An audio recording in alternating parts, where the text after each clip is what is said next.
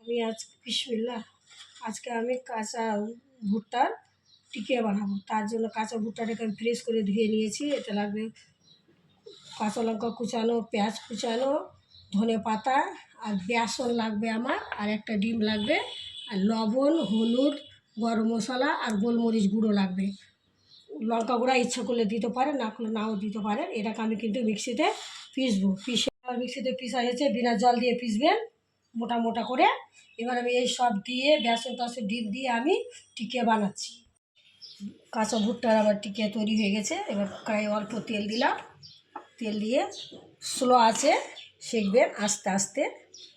পাকা ভুট্টারও কিন্তু হবে টিকিয়া, কিন্তু তাই পাকা ভুট্টাটাকে সিদ্ধ করতে হবে।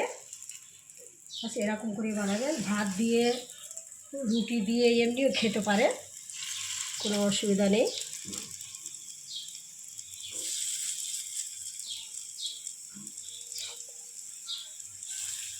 অল্প আছে আস্তে আস্তে ভাজতে হবে আমাকে। টিকিয়া ভাজা হয়ে গেছে। আস্তে আস্তে কিন্তু ভাজবেন, স্লো আছে, অল্প অল্প তেল দিয়ে। আর আমি তো বললাম এর আগে যে পাকা ভুট্টারও হবে, কিন্তু ওকে সিদ্ধ করতে হবে।